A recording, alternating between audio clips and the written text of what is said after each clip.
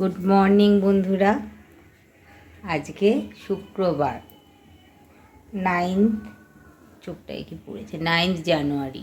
কেন বলো তো, মনে আছে মেয়ে আজকে বোলপুর গেল। 9th জানুয়ারি যাওয়ার কথা।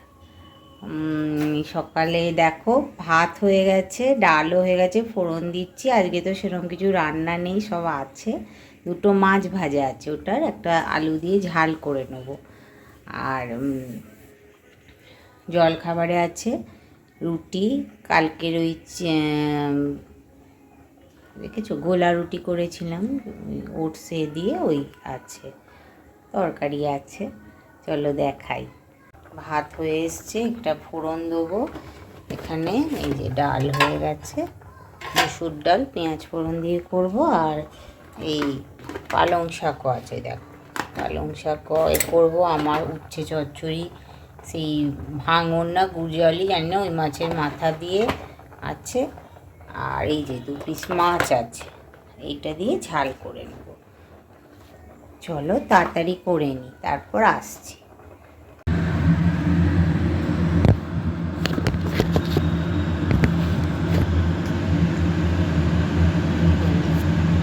কি বলো তো, সমস্যা হচ্ছে কালকে 1 জানুয়ারির ব্লগটা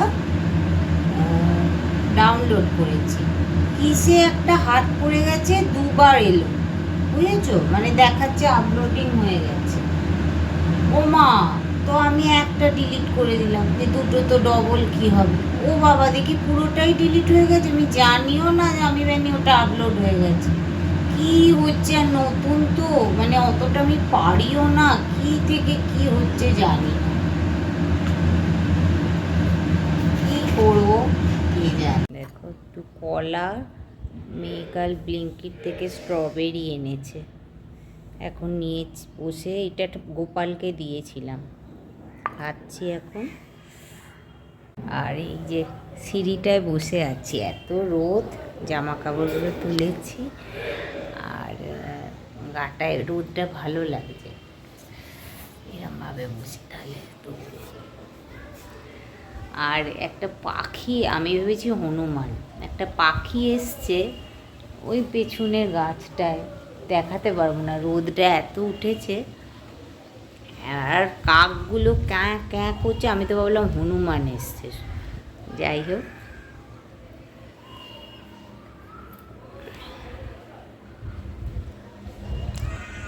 কিছু কথা মানে আমার মতামত শেয়ার করছি তোমাদের সাথে, কেউ খারাপভাবে নিও না। আমার মনে হলো এই যে একটা মেয়ে মানে কতটা মানসিকভাবে ভেঙে পড়লে মানে আত্মহত্যা পর্যায়ে সেটা চলে যাবে, আত্মহত্যা করতে যায়। সত্যি কথা, আমাদের প্রত্যেকের জীবনে কিছু না কিছু সময় এরকম ধরনের ডিপ্রেশন এসেছে, কিন্তু আমার মতে সেটাকে মানে বড় কারুদের সাথে আলোচনা করে, সাজেশান নিয়ে বা বুদ্ধির সাথে সেটাকে হ্যান্ডেল করাই আমার মনে হয় বুদ্ধিমানের কাজ, তাই না? আমরা আমাদের জীবনে অনেক সময় অনেকভাবে ডিপ্রেশনে এসেছি, কিন্তু আমার মনে হয় না তখন, হ্যাঁ সত্যিকার ওই সময় মনে হয় যে জীবনটাকে শেষ করি, কিন্তু উচিত না, জীবনটা এত সহজ না। তাও যদি তুমি ভালোভাবে মানে ফেমাস হও, দাঁড়াও ভালোভাবে, মানে তোমার কোয়ালিফিকেশান বলো, তোমার কি বলবো ব্যাকগ্রাউন্ড বলো খুবই ভালো, সেখানে তো আমার মনে হয় মানে আত্মহত্যা করারই উচিত না। একজনের জন্য আমি কেন আত্মহত্যা করবো, তাই না? একজনের জন্য কেন আমি জীবন দেব?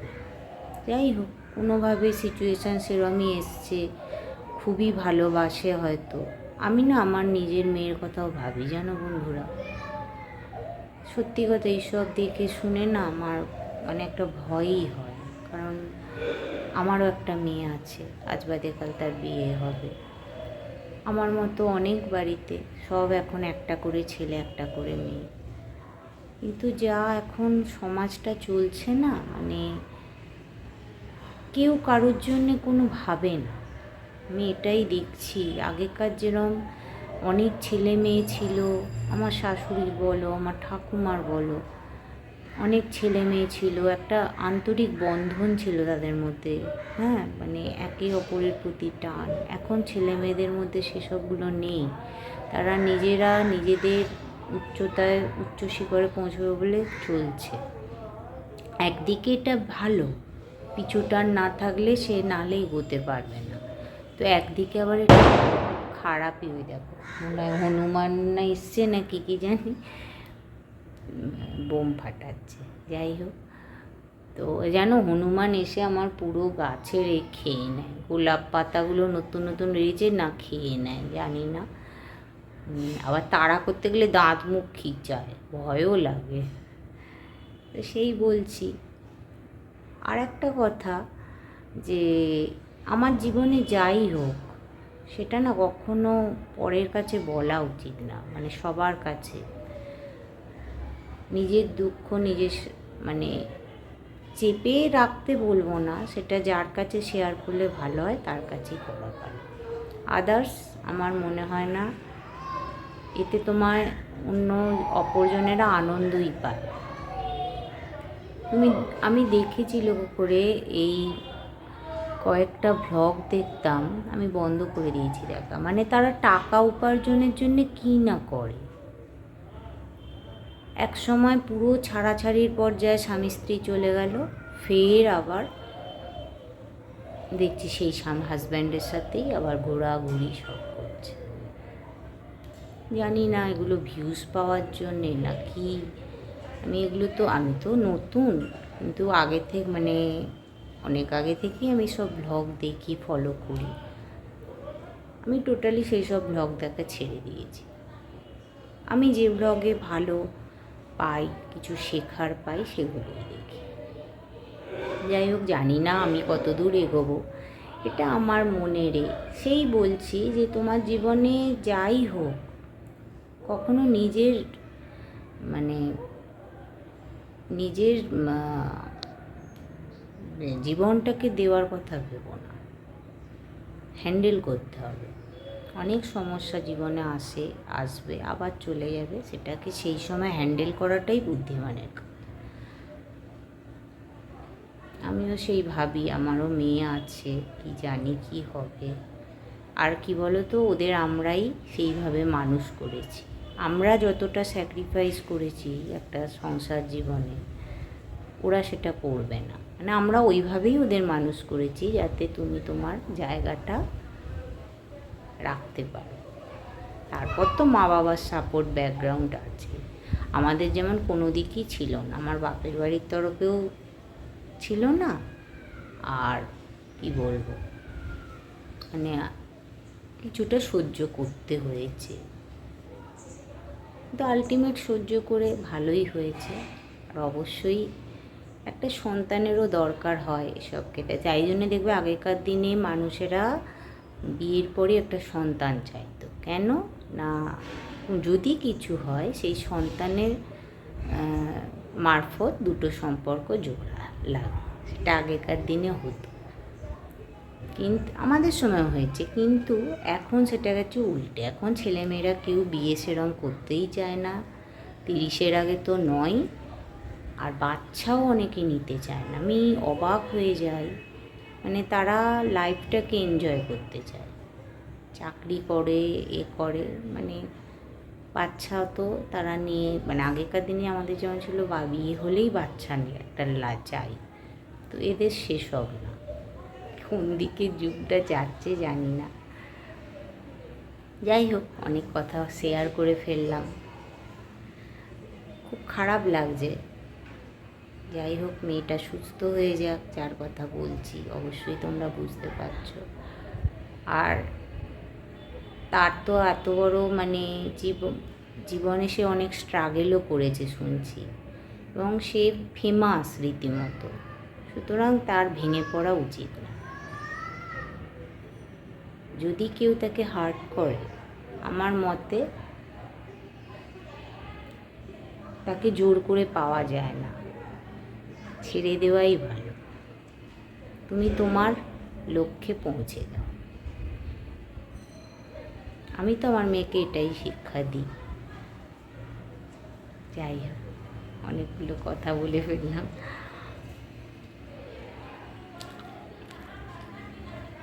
মনে হলো দেখি, আসলে কি বলতো, মেয়ে চলে গেছে বোলপুর, বর চলে গেছে অফিস, আজকে আমার অঢেল সময়, রান্না বান্না কমপ্লিট, পুজো কমপ্লিট, এখনও ভাত খাইনি। আর খাবো বলে মনেও হয় না, এগুলো খেয়ে আর ভাত খেতে ইচ্ছা হচ্ছে না। ভাবলাম একটু গল্প করি তোমাদের সাথে। ঠিক আছে, চলো আবার দেখি কখন আসতে পারি। ইভিনিং বন্ধুরা, এখন দেখাবো আমার বিট গাজর সব সবজি দিয়ে একটা ভাজা করে রেখেছিলাম।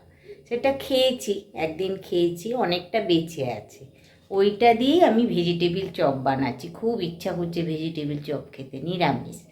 চা খাবো তো, তার আগে বানাচ্ছি।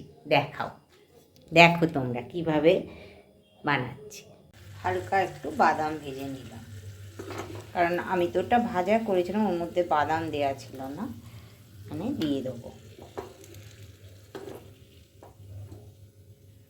এখানে কড়ায় তেল আগে থাকতেই গরম করে দিয়েছি, গরম করে নিচ্ছে। আর এই যে দেখো, ওই মশলাটা দিয়েছি, এই বাদাম দিয়েছি। এবার একটু এগুলো মেখে নেব।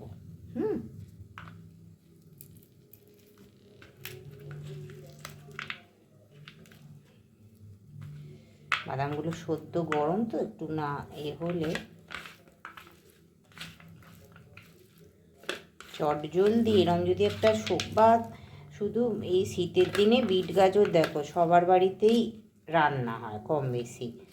একটু এরম যদি সবজি থাকে, ইজি, ধরো ঘরে কোনো লোক এসে গেল, হ্যাঁ, কী দেবো ভাবনা, কেউ হয়তো কিছু আনার নেই, তখন এটা দিয়েছিলাম। অত মিষ্টি আমার মানে বিটের দেখবে একটা মিষ্টত্ব থাকে, গাজরের একটা মিষ্টত্ব থাকে।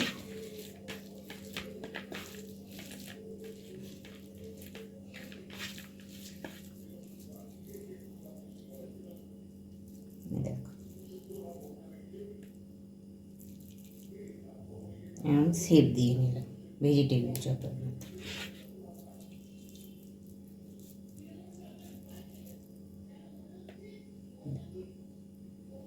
দেখাচ্ছি ব্যাক ক্যামেরা করে নিই। এক হাতে তো আমার স্ট্যান্ড নেই, সত্যি অসুবিধা। আমি অপেক্ষা করছি একটু দাঁড়িয়ে যাই, কারণ কি বলো তো, সত্যি কথা, কিনবো সেগুলো হয়তো কিছুদিন পর যদি বন্ধ করেছি, মানুষের মন তো হতেও পারে, এই কারণে এখন খরচা করতে চাইছি না। তোমরা যদি সাথে থাকো, একটু সাথ দাও, তাহলে হয়তো হতে পারে।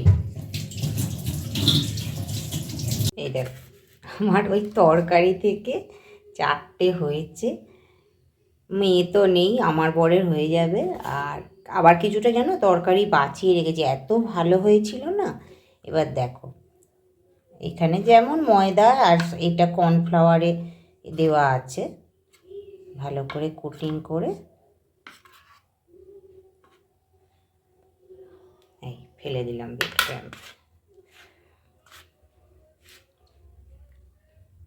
পুরো বেসন হয়ে গেছে বিস্কুটগুলো, জানো।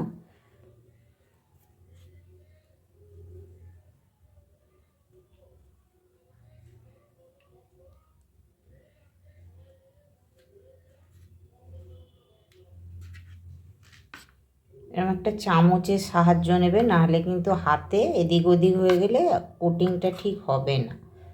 2টো কোট দিতে পারলে ভালো হয়, কিন্তু অত বাড়িতে আমি জাস্ট দেখালাম যে কতটা কাজ দিয়ে দেয় আমাদের তরকারিপত্র। একটু ঘরে থাকলে, বুদ্ধি রাখলে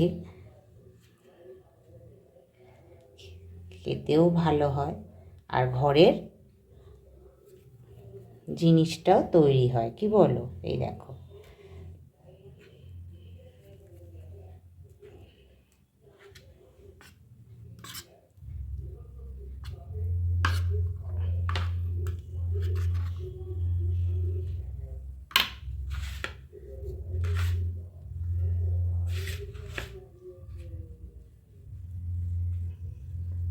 মেয়ে বলবে আর কি, মা আমি নেই আর তুমি এইসব করেছো।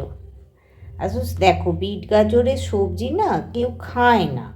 আমাকেও তো ডাক্তার মানাই করেছে সুগারে। তো সেদিন কী ভাগ্যে একটা বিট ছিল, গাজর টাজর দিয়ে সব সবজি দিয়ে ভাজলাম। ও বাবা, মেয়েরও খুব পছন্দ হয়েছে। বর তো খাবে না, ওর আবার কালার দেখলেই সেসব জিনিস খেতে ইচ্ছা করে না। যাই হোক, ভেজিটেবিল চপটা খায়। এক একটা না লাস্টে আবার ময়দায় একবার দিয়ে যেভাবে দেখালাম, আবার বিস্কুটের গুঁড়ো বেশি ছিল, দুবার ধরে কোট দিতে একটু আরও মোটা মোটা বড় হয়ে গেছে। এবার এগুলোকে ভাজবো। ফ্লেমটা জোরে করে দিলাম।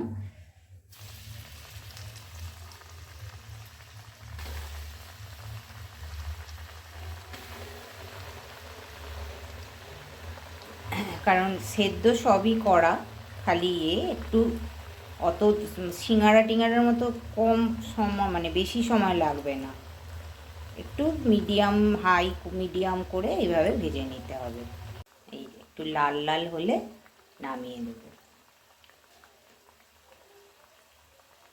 দেখো ফাইনাল লুক। এগুলো আর একবার করে ভাজলে আরও করকরে হবে।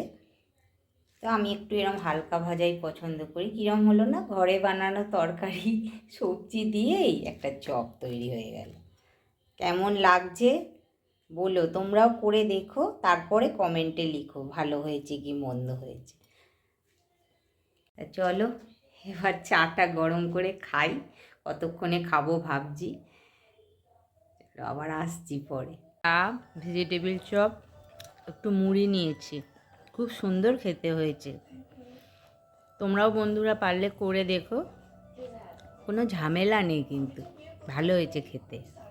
এই দেখো মুড়ি, একটু কড়াইশুঁটি নিয়েছি, আমার মুড়ি দিয়ে কড়াইশুঁটি খেতে খুব ভালো লাগে। একটু চানাচুর নিয়েছি, আর এই যে খুব সুন্দর খেতে হয়েছে, নরম সফট। একটু সসও নিয়েছি, ওই প্লেটটাতেই নিয়েছি, বরের জন্য রেখে দিয়েছি।